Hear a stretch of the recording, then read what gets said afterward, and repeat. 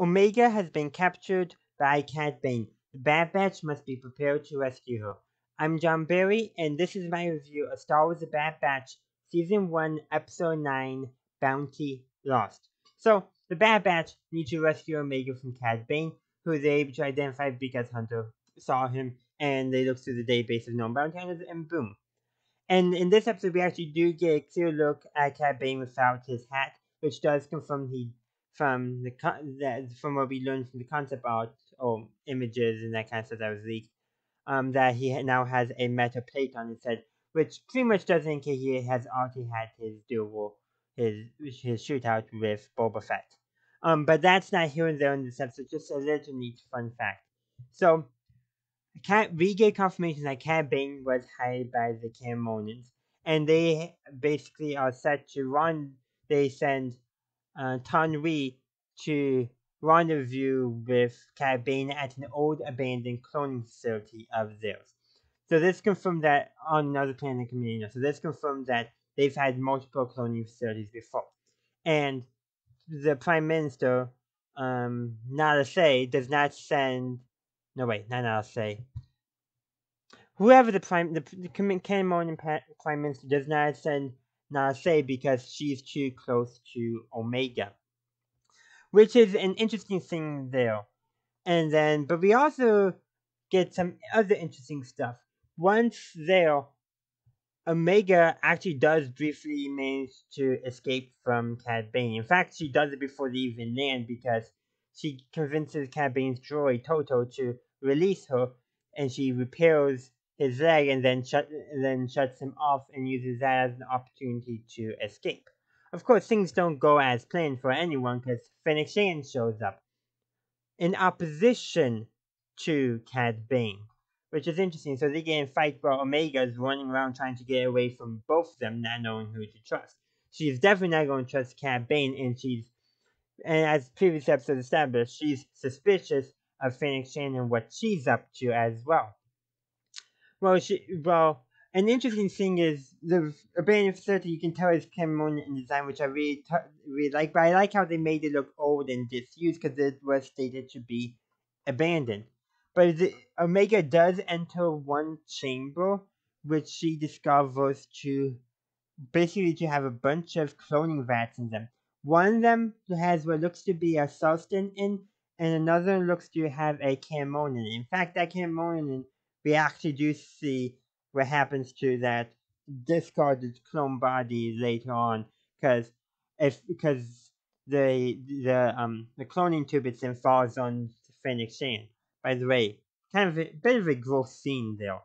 A limp body, just gross. But Omega also manages to contact the Bad Batch. First, she does it by retrieving her communicator, but Cad Bane destroys it. But because she knows Cameron technology, she's able to access it and use that to contact the Bad Batch. In fact, she gets away pretty much all by herself. She climbs down a ladder despite being handcuffed. She does it by going all along the side of the ladder. Very neat how they did that, and they paid attention to that animation detail. And then she gets in one of the the flight pods. We saw them in the Battle of the episode that we saw, episode Octopus, which showed the Battle of Camino. So she finds one of those and she uses to take off, so it does get damaged. And so she doesn't really get away, but she does. But the Bad Batch are able to pick her up. So pretty much all the Bad Batch do in this episode in terms of rescuing Omega is to pick up the vehicle she escapes in.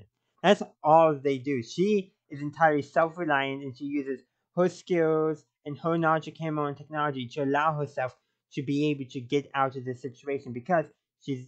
And I do like how they chose a Cameron facility because that means she'll have the knowledge to escape. It's just a very neat thing. And then we get this interesting tidbit at the end of the episode. Omega is apparently an unaltered clone of Jango Fett according to tech.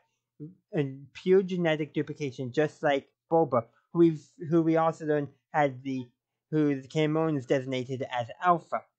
Which somebody I know has speculated about that already. I do wonder if there was 22 other clones also produced in the beginning, in a sense in the first batch of clones or generation, which in my series I'm going to do a series about this. But there's 24 letters of the Greek alphabet. Alpha is the first and Omega is the last. So I do wonder if they did 22 other experiments. So they created two pure genetic duplications, but they did some other experiments with all the other stuff. I do wonder. That would be a neat thing. I'm actually going to be doing a video about that in later on, maybe after the next episode. Um, but it's just but it's interesting. So Omega's female. If she was a pure genetic duplication, shouldn't she be male? Well, there's always the possibility that she's trans. So I have a feeling Cameron's are not a big fan of that kind of stuff. But what I suspect might actually be the case is intersex, meaning she has a mutation that means she has two X chromosomes and a Y chromosome. It's a very rare mutation, but or not rare. It's rare, but it's not as rare as people think. But it does happen where someone could be born with an extra chromosome. Typically, it's an extra X chromosome, which is the chromosome that determines the gender female. So that could definitely be the case. And it's established that Narase has a closer relationship with Omega and apparently has affected their ability to retrieve Omega at least once before. And we actually learned that Phoenix Shane is being paid by Narase to prevent Omega from being returned to Kamina. So that's something interesting. In fact, Phoenix Shane kills Tan Wei, who was a character from Attack of the Clones. So that's very interesting, to say the least.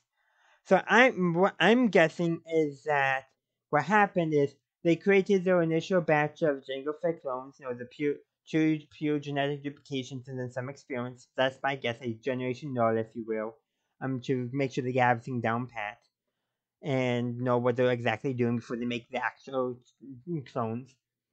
And then Omega, there was a genetic mutation that caused her to be intersex rather than be male. So gave for that extra X chromosome. And then Narase bonded with Omega over time, became interested in her and basically raised her as if she was her own daughter. Because think, Boba Fett was given to Jango to be his son, to raise as his son. That was part of the agreement. So it kind of that kind of makes sense that maybe the other one would also be essentially be placed in a similar structure in a sense. Nase being the mother figure and Omega being the daughter figure. I think that's just a neat way and will create some additional pairs to Boba Fett, but it will be done in a very different way that results in them being very different persons. It is interesting all the stuff that they reveal about Omega in this episode. It pretty much does confirm that she is not force sensitive.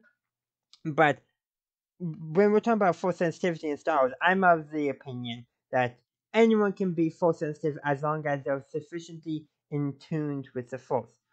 Pretty much. So that means anyone is not. Now, some people will be more naturally inclined to be naturally force sensitive, meaning they will be using the force subconsciously as well. So that would be like, a kid using the force to play with a toy, and that stuff happens. But you also get those who they don't use the force actively unless they are in tune with the force. So it's potential that anyone, including a clone, can be in tune with the force.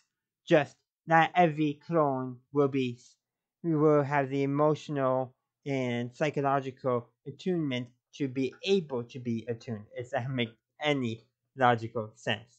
But that is the episode. I think we definitely got some interesting stuff revealed in the episode, some new exciting stuff. And Hunter does promise Omega that she will never return to Camino. Feel like you should say he'll die before he lets her be returned to Camino.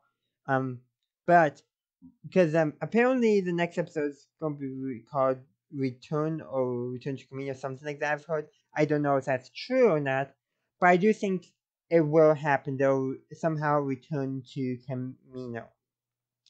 But we don't know that for sure.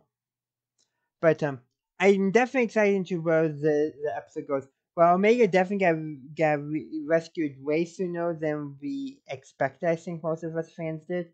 But I do think this episode sets up a lot of interesting stuff. And it would be interesting to see Boba pop up as well in this show. We know Cad Bane's out there. Maybe Cad Bane and Boba Fett get to finish their duel, which is I think very likely. And then have Boba and Fennec Shand meet the first time. So and somehow explain part of the reason why Boba saved Fennec Shand's life off screen in The Mandalorian. Because they seem to have some kind of connection. Like, why would Boba save somebody specifically? It's not like Fennec Shand would somehow get him to Card Vance in his arm or so. That doesn't make sense.